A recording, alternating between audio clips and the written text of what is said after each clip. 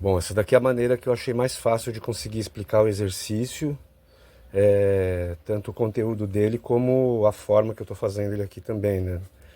Não estou dispondo de lousa agora aqui, então é a maneira que eu achei mais fácil, mais prática aqui. Aí eu vou ler o enunciado aqui então.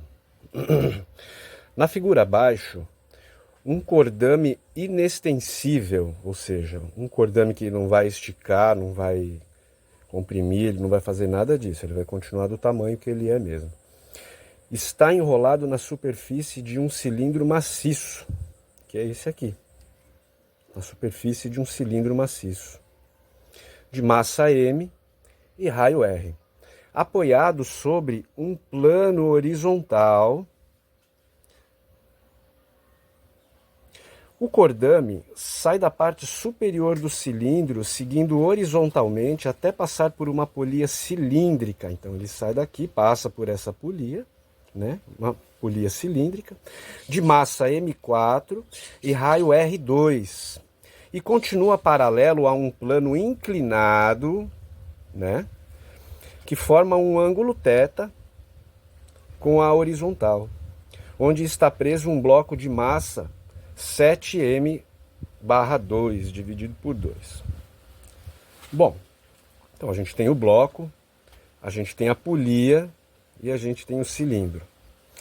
O coeficiente de atrito cinético entre o bloco e o plano é μ. O sistema é liberado a partir do repouso. Durante o movimento, o cilindro rola sem deslizar sobre o plano horizontal.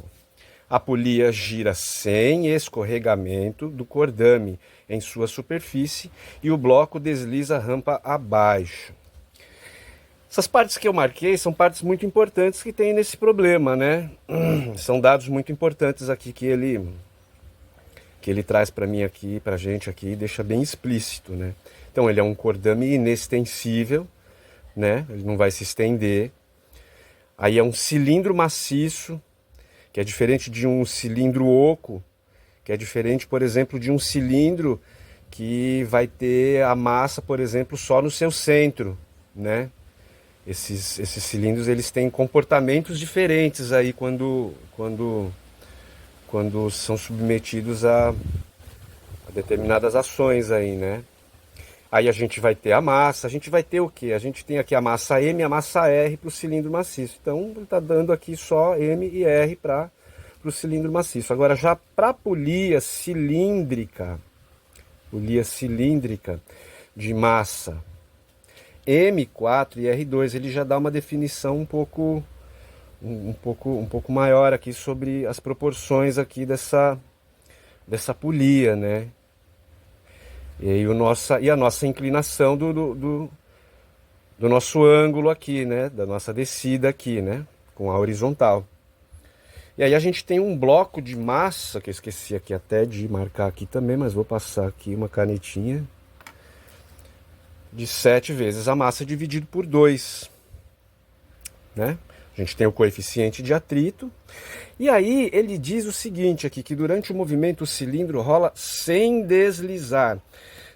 A corda passa sem escorregamento. O que isso quer dizer? Não tem atrito, né?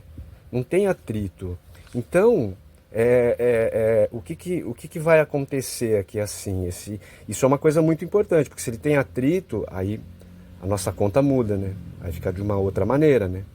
Mas como ele não tem, isso é muito importante a gente anotar aqui. Bom, ok. Aí eu fiz uma anotação de umas outras coisas aqui também. O que a gente vai precisar usar, né? Bom, deixa eu só terminar a leitura.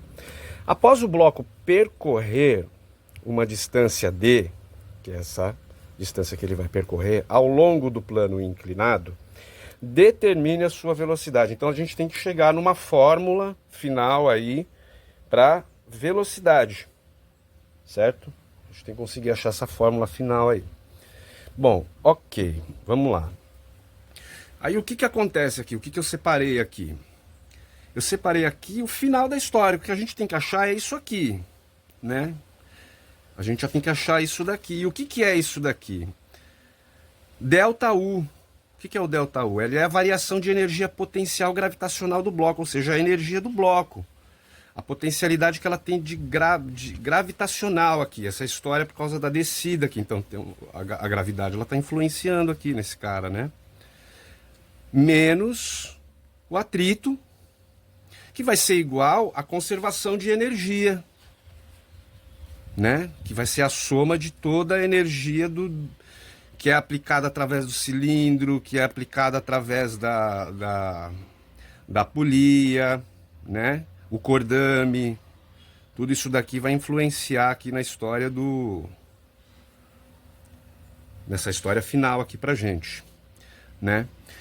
O que mais que a gente vai usar aqui? A gente vai precisar usar, por causa dos objetos, a gente vai ter que usar a fórmula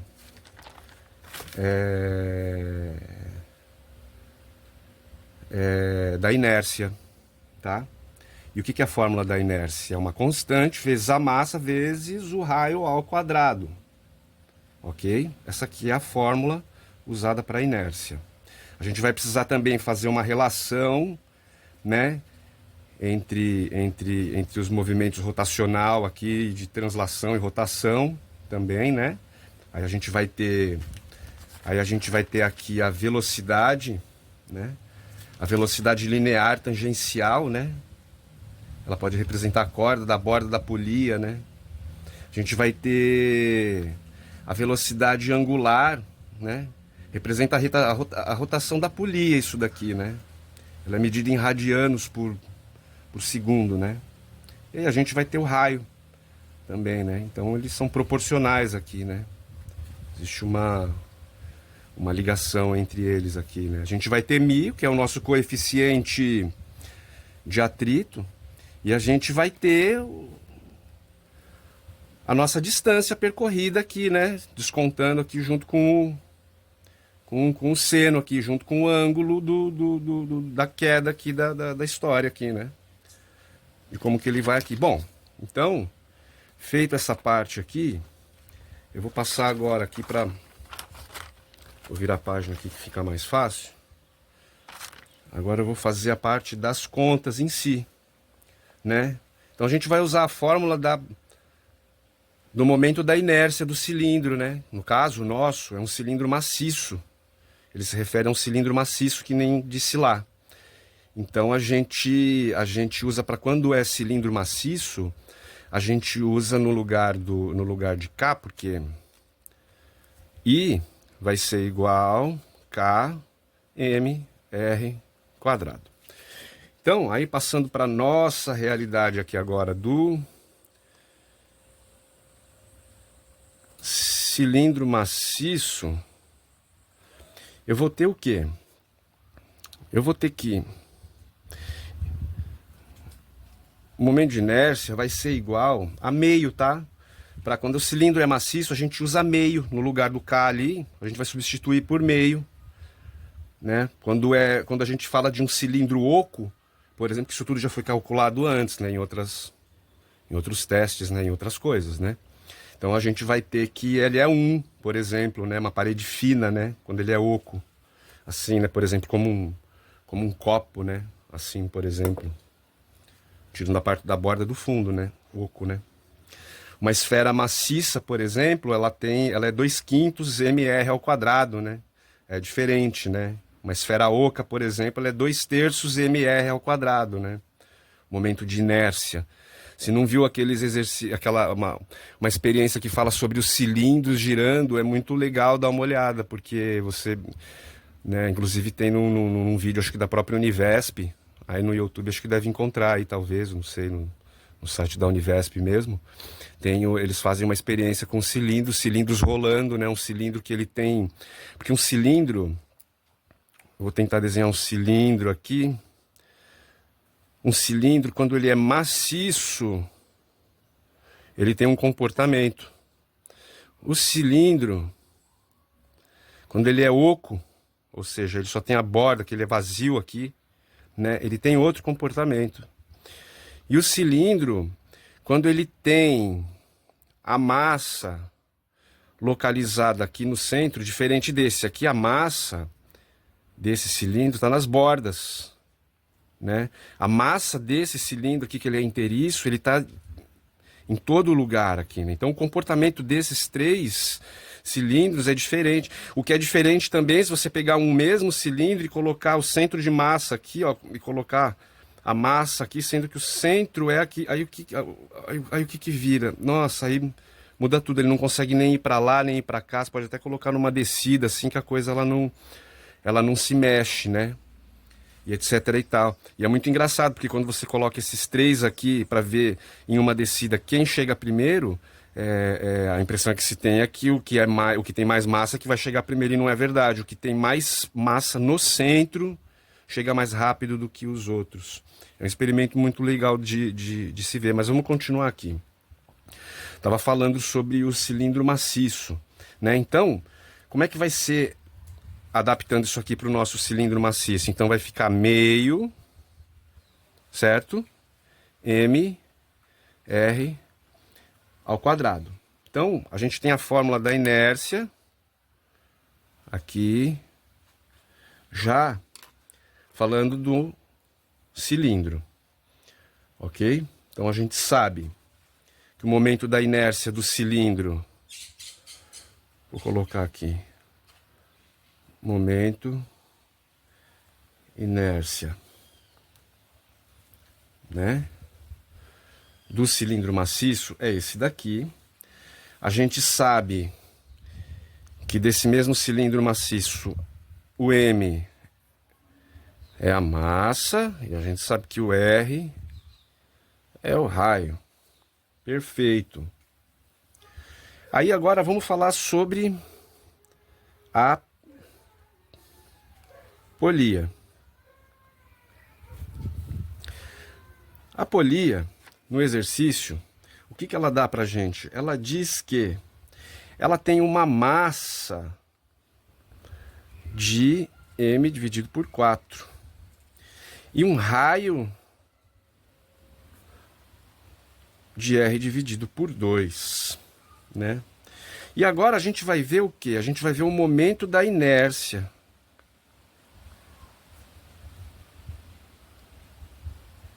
Da polia, ok? De uma polia, eu estou supondo que essa polia é uma polia cilíndrica maciça, né? Não estou dizendo que ela é assim, nem que ela é assim. Estou dizendo que ela é uma polia cilíndrica maciça, ok? Estou supondo isso porque no exercício não nos informa, então eu estou presumindo isso. Então vamos lá. Momento de conservação, a inércia da polia. Como a gente sabe que ela é maciça, a gente sabe que ela é meio, né? M, R ao quadrado.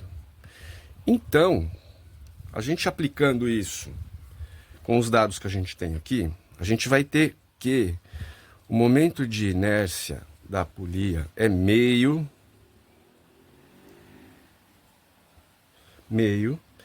que multiplica M dividido por 4 vezes o raio dividido por 2, que nada mais é do que o raio e a massa da nossa polia, que nos informou ali, elevado ao quadrado, ok? Então, a gente vai ter que o momento de inércia da polia vai ser igual a M R quadrado 2 vezes 4, 8 vezes 2, ou melhor, MR quadrado, porque R vezes R ao quadrado, que eu esqueci aqui, ó, R vezes R, vai dar R ao quadrado, então fica M, R ao quadrado, e aqui vai dar 2 vezes 4, 2 vezes 2, do quadrado daqui vai ficar 4, então 2 vezes 4, 8 vezes 4, 8, 16, 24, 32. Aí a gente vai ter 32 aqui, que o momento de inércia vai ser a massa vezes o raio ao quadrado dividido por 32. Perfeito.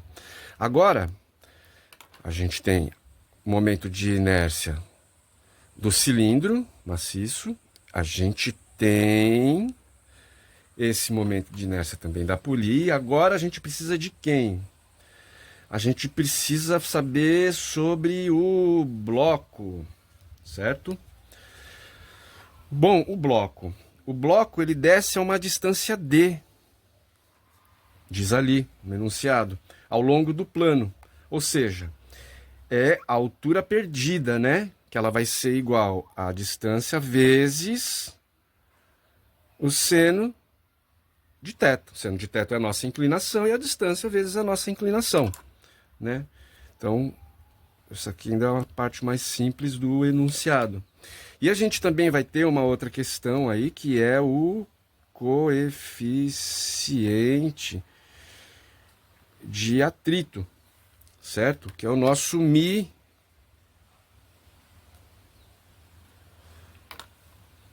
Nosso coeficiente de atrito aqui, certo?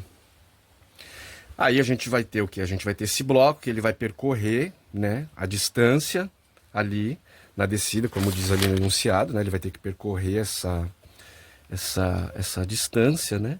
Que é a mesma velocidade linear da corda, né? Porque tá na borda, né? Assim, a corda, né?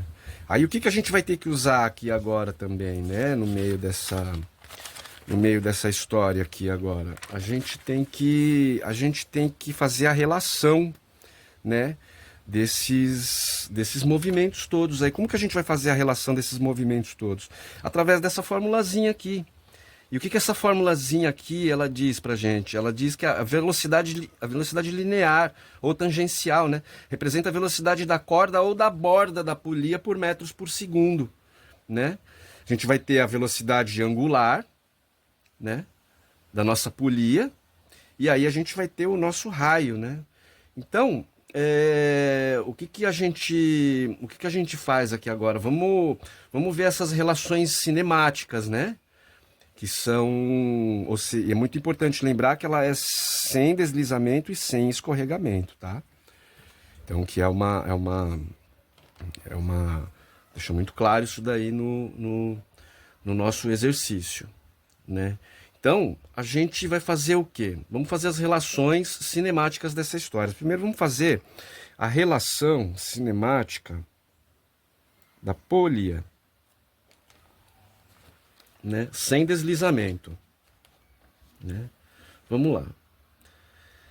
O que diz a fórmula aqui para mim? Ó? Eu quero saber, então, aqui, ó, minha velocidade angular, ela vai ser igual à velocidade, né, da polia. Deixa eu definir aqui que é da polia para ficar bem claro para a gente aqui. Do raio da polia, que vai ser igual ao quê? A gente sabe que o raio nosso da polia, quanto que ele vale? R dividido por 2. Então, a gente vai ter que isso vai ser igual a velocidade dividido pelo nosso raio da polia, que vai ser igual ao quê? Fazendo a modificação aqui, mudando aqui para cima, subindo 2, eu vou ter que, invertendo isso, eu vou ter que 2R, né? Porque se eu tenho meio aqui, esse meio aqui eu inverto, ele vira um 2, né? 2V R. Então, a gente tem aqui, agora, a nossa velocidade angular da polia, né, de rotação da polia, ok? Agora a gente precisa achar a velocidade do centro do cilindro, né, do nosso cilindro. Então, vamos lá. A gente fez o da polia, agora a gente vai fazer o do nosso cilindro. E é muito importante entender que o nosso cilindro está no chão. Então, é diferente o que acontece do cilindro porque acontece aqui na polia. Pelo fato dele estar tocando o chão, né? Porque no enunciado diz que ele está tocando o chão. Deixa eu só passar isso daqui para o lado de cá, para onde a gente poder continuar a nossa conta aqui, né? Essa história da polia aqui. Deixa eu só copiar aqui que fica num esqueminha mais fácil aqui, ó. Nossa polia é igual a... que vai ser igual a V RP, que vai ser igual a VR2, que vai ser igual a 2V sobre R. Essa polia aqui, 2V sobre R. Ok? Beleza. Tá. Agora vamos falar sobre o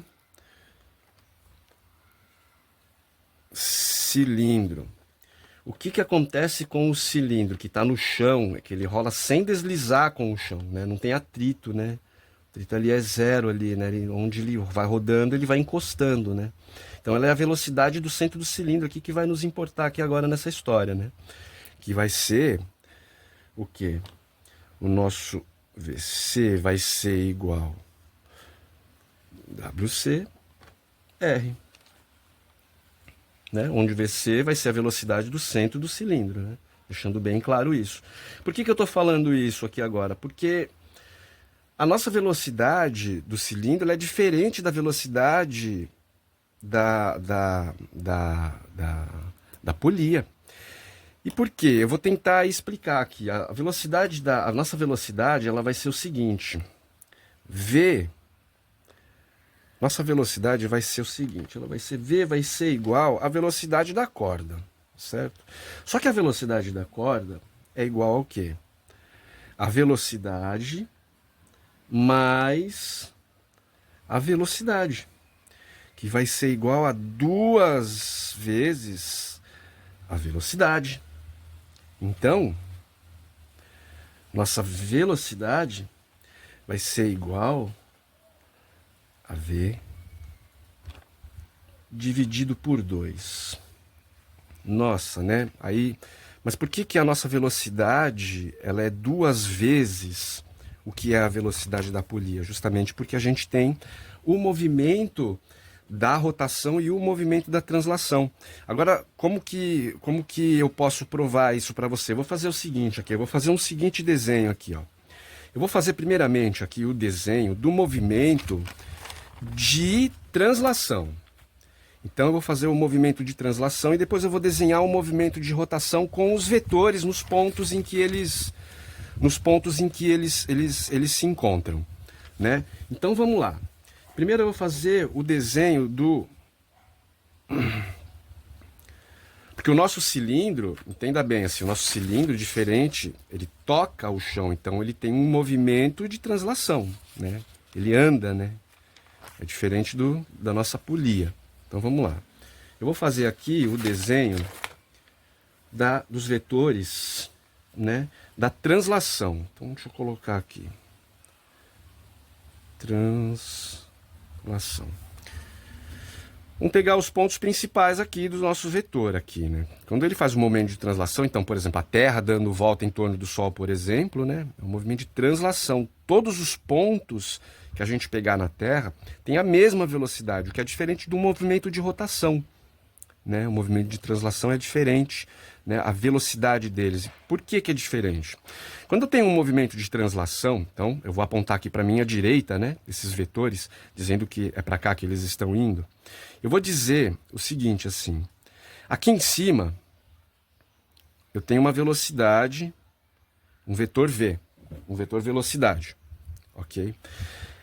Que vai para cá, que é o movimento de translação. Aqui na frente eu tenho um outro vetor V também, que eu vou chamar de velocidade, ok? Aqui eu também tenho um outro vetor que eu vou chamar de velocidade.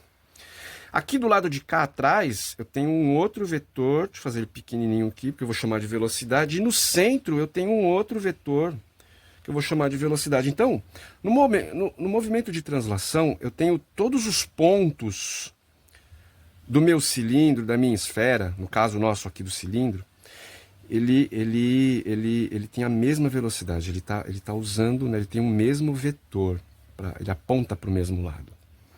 Agora, eu vou fazer os vetores da rotação. O que acontece? acontece com a rotação? Eu vou desenhar esse daqui de vermelho porque eu quero diferenciar um do outro aqui. No movimento de rotação, esse ponto aqui em cima, né? A gente estava falando sobre esse movimento para a direita, né? Ele tem esse movimento aqui, ó.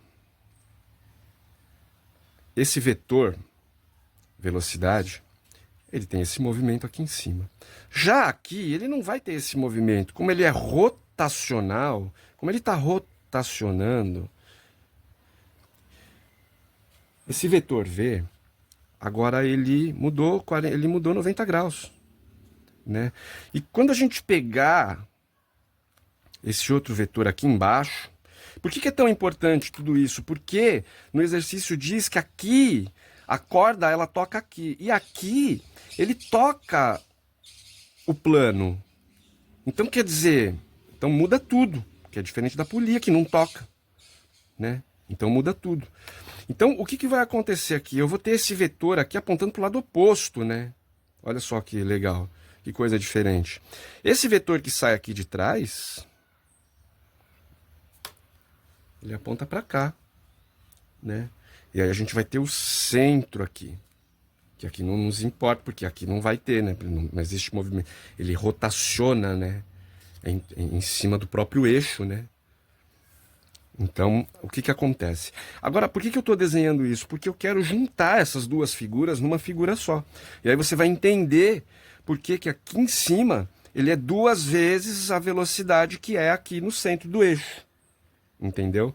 Quando eu integrar essas duas coisas aqui, o que vai acontecer? Eu vou fazer um desenho aqui, eu vou tentar fazer um sobreposto ao outro, com as devidas cores aqui. Então, eu vou ter esse vetor, eu vou ter esse vetor, eu vou ter esse vetor, ó, todos esses vetores aqui. E vou ter sobreposto, agora, esse aqui foi o nosso movimento de translação. Agora eu vou colocar o nosso movimento de rotação.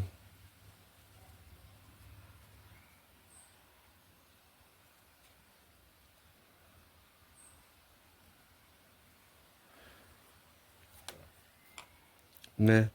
Olha o que acontece aí com o nosso desenho. Olha só o que acontece com o nosso desenho. Quando a gente vai, por exemplo, se referir a esse vetor aqui, né? Quando a gente vai fazer as somas desses vetores aqui, você vê o que acontece aqui, ó, né? Ele cria aqui pra gente um outro movimento que vai ser o quê? Que vai ser a velocidade vezes a raiz de 2.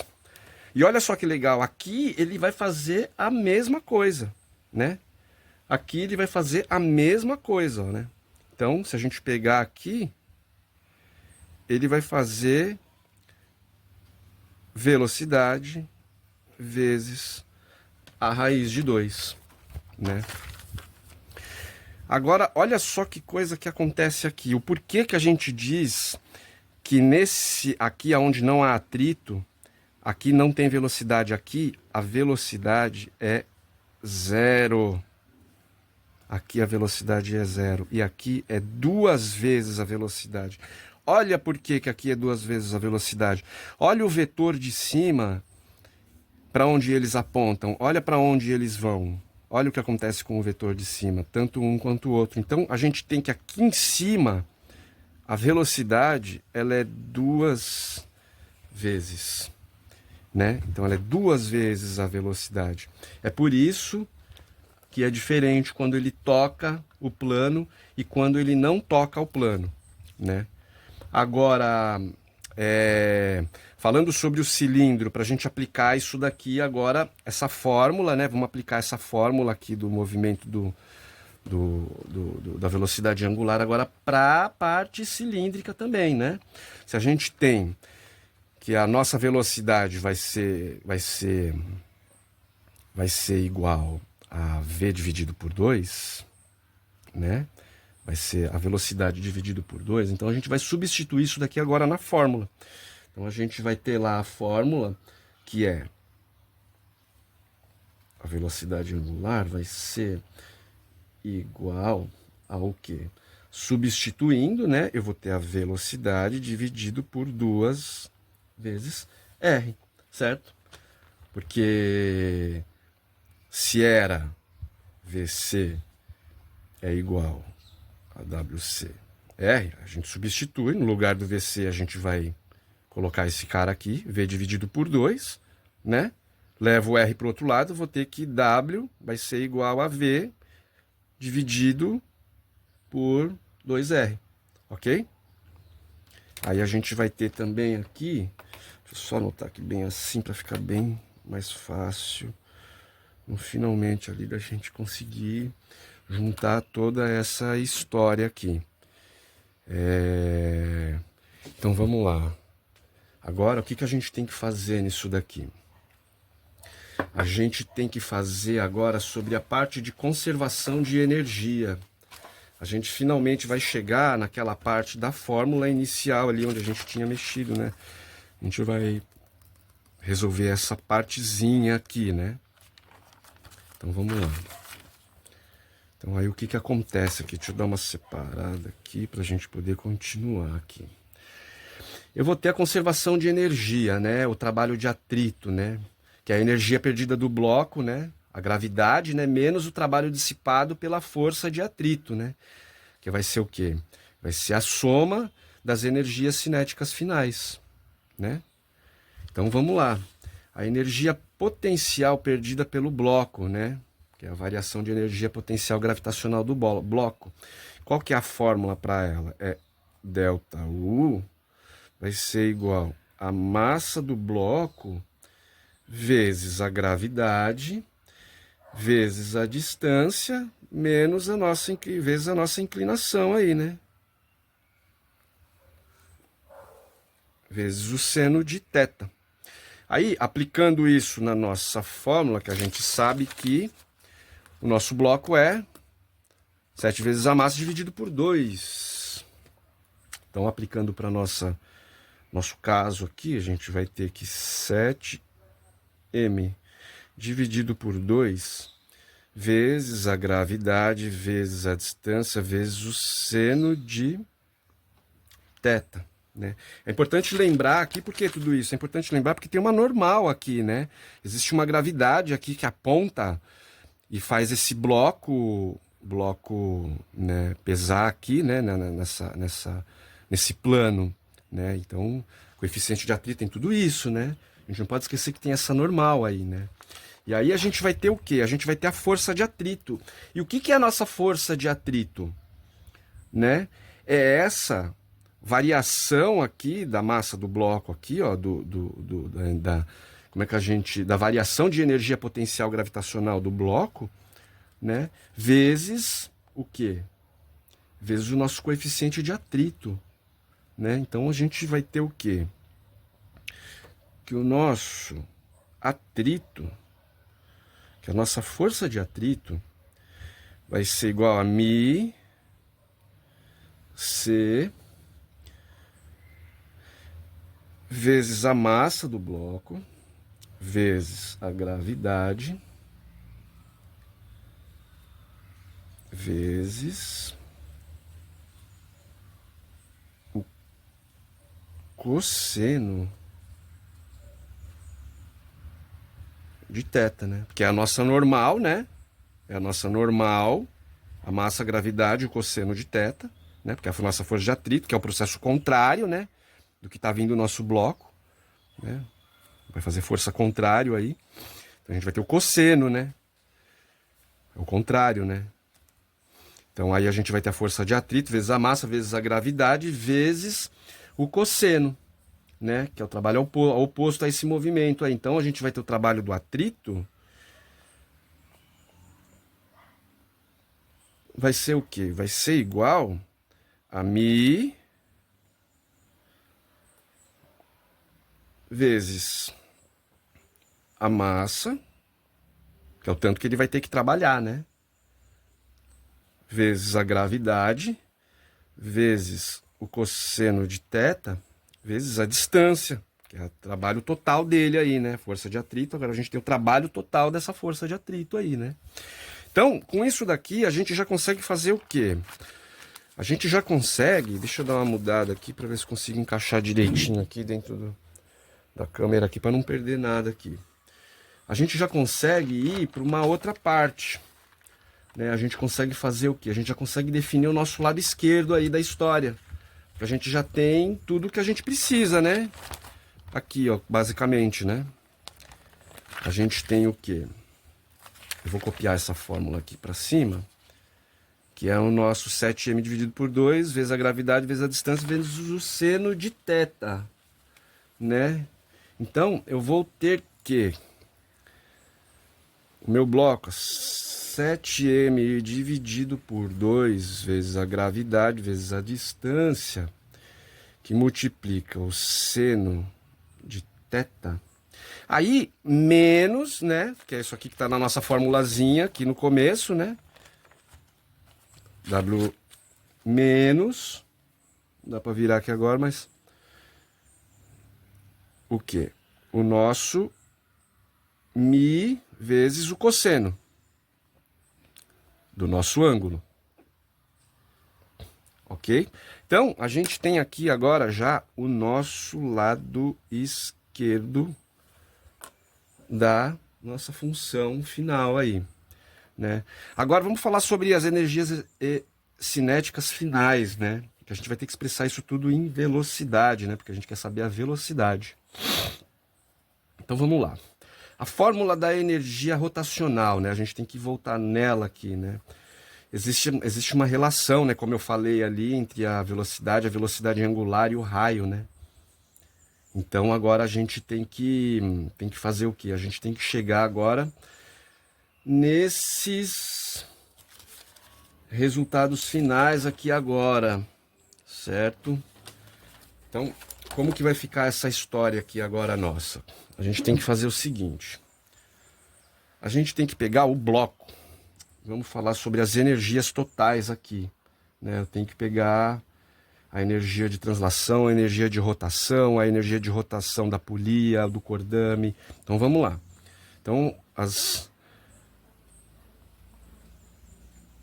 energias cinéticas, vou chamar de finais.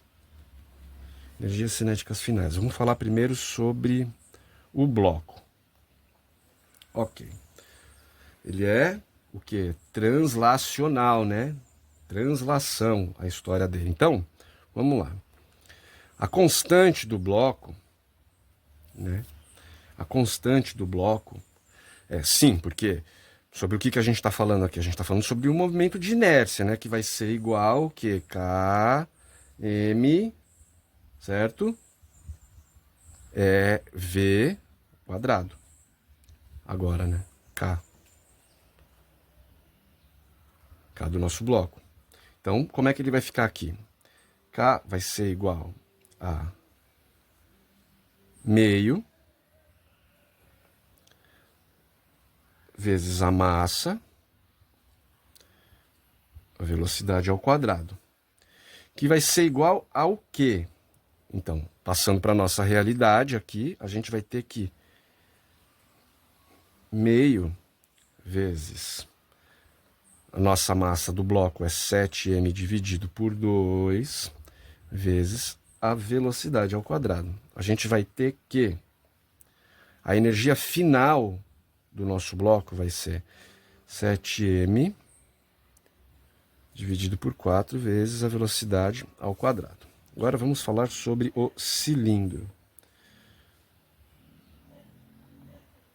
A parte de translação no centro do cilindro, ok? Então, vamos lá, vai ser igual. Vamos chamar de KC trans. Ele vai ser igual ao quê? Meio vezes a massa vezes a velocidade ao quadrado, ok? Substituindo aqui na fórmula, a gente vai ter que meio vezes a massa vezes a velocidade dividido por 2. Sim, Porque a nossa velocidade dividido por 2 é o quanto é o nosso V igual a WR lá, certo? O nosso W é igual, então a gente substituiu ele aqui, ok? Tudo isso daqui, esse cara aqui, elevado ao quadrado. Então, a gente vai ter que o nosso cilindro, ele vai ser o quê? Ele vai ser meio m vezes quanto? Vezes V ao quadrado dividido por 4. Que vai ser igual a m dividido por 8V quadrado. Aí a gente tem aqui agora a energia da parte translacional do nosso cilindro. E a gente também tem que falar sobre o cilindro, a parte rotacional do cilindro. Então, a gente vai ter que a nossa constante aqui do cilindro rotacional vai ser igual ao que? Meio, né? Porque a gente sabe que esse coeficiente aqui é meio para todo mundo ali. Acabou com o material é parecido, ficou assim, tudo maciço, né? Então, meio e, né? W quadrado vai ser igual ao quê? Meio, substituindo aqui na nossa fórmula, para nossa questão aqui, a gente sabe que é meio mr ao quadrado, ok? Que vai multiplicar quem, né? A nossa velocidade aqui, ó, nossa velocidade W aqui, que quem é nada mais é do que a velocidade dividido por 2 vezes o raio. Isso aqui elevado ao quadrado. Aí isso aqui vai ficar igual a como? Ok? Então vai ficar 1/4 do que? De m r ao quadrado vezes a velocidade ao quadrado dividido por 4r ao quadrado. Aí o que eu posso fazer aqui? Eu posso cancelar esse cara com esse cara aqui. E o que vai sobrar pra gente aqui? O que vai sobrar pra gente aqui?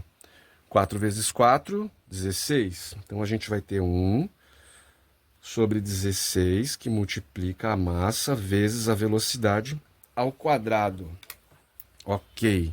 Chegamos na energia rotacional do cilindro. E agora ainda falta uma coisa. Falta a polia. A energia final da polia. Que vai ser igual ao quê? Tá, a constante da polia ela vai ser igual ao mesmo caso, a mesma forma que a gente tem aplicado até agora aqui. Que vai ser meio, ok? E da polia aqui, o W da polia ao quadrado. Substituindo na nossa fórmula, a gente vai ter que meio multiplica o nosso I lá. Quanto que deu o nosso I? Deu m r ao quadrado dividido por 32. Aí a gente multiplica isso daqui por quem que a gente vai multiplicar isso daqui? A gente vai multiplicar isso daqui pelo nosso W. Quanto que vale o nosso W? 2 vezes a velocidade dividido pelo raio elevado ao quadrado. Isso vai ser igual ao quê? Aqui fica mr ao quadrado. 2,32 fica 64 vezes 2 ao quadrado aqui fica 4v ao quadrado dividido por quem? Dividido por r ao quadrado. Ok? Aí eu posso fazer a mesma coisa que eu fiz em cima aqui, cancelo esse cara, cancelo com esse cara. E eu vou ter que isso daqui vai ser igual ao quê? 1 sobre 16 mv quadrado. Bom, então a gente já tem as energias todas aí, né? O que eu posso fazer agora com esse cara? O que eu posso fazer com isso daqui? Eu posso somar todas as energias aí que a gente tem. Então vamos somar todas as energias que a gente tiver aqui. E aí a gente vai ter...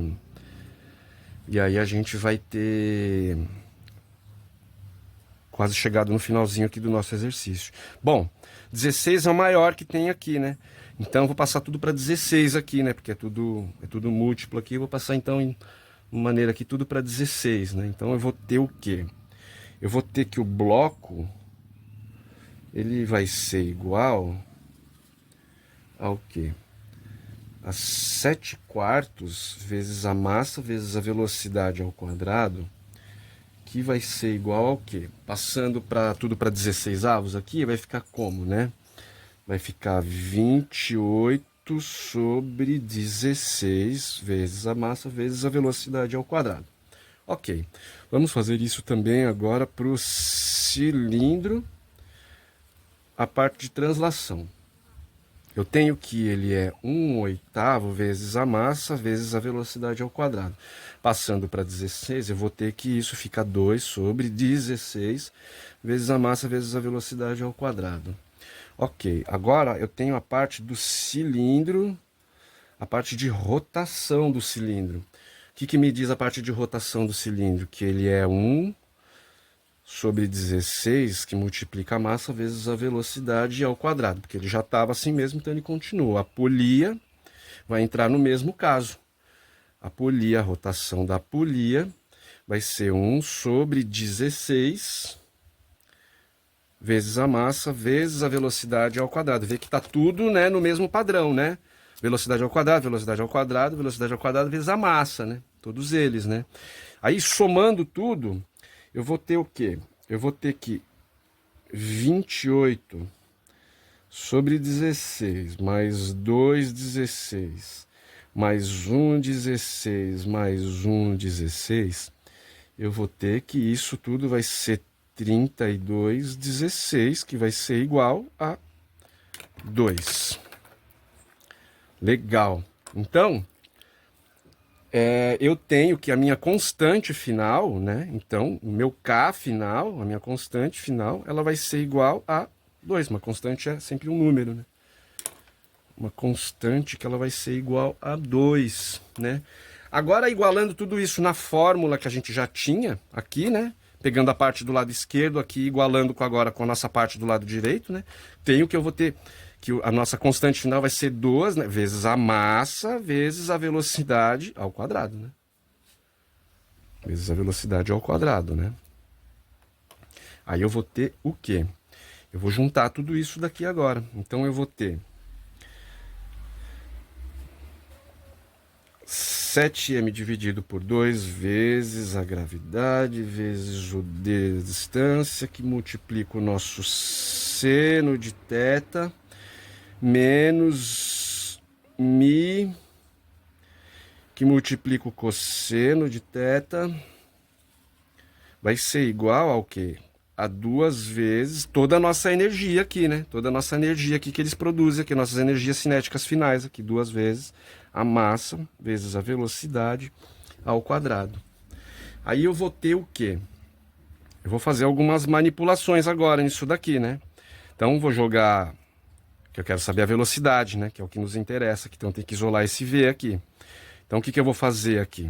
Eu vou jogar esses caras todos aqui pro lado de lá. Então, jogando 2m para cá, eu vou ter que 2 vezes 2 vai ser 4, certo? E vou jogar esse m para cá, então eles vão se cancelar, certo?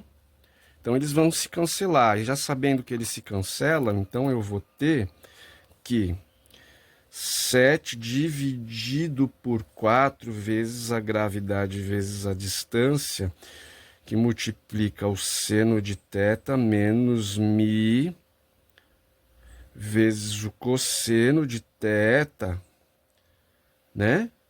Vai ser igual a V ao quadrado. Jogando esse quadrado agora para o lado de lá, né? Jogando esse quadrado agora para o lado de lá, eu vou ter o quê? Então, V vai ser igual a raiz de 7/4 GD seno de θ menos mi, que multiplica o cosseno de θ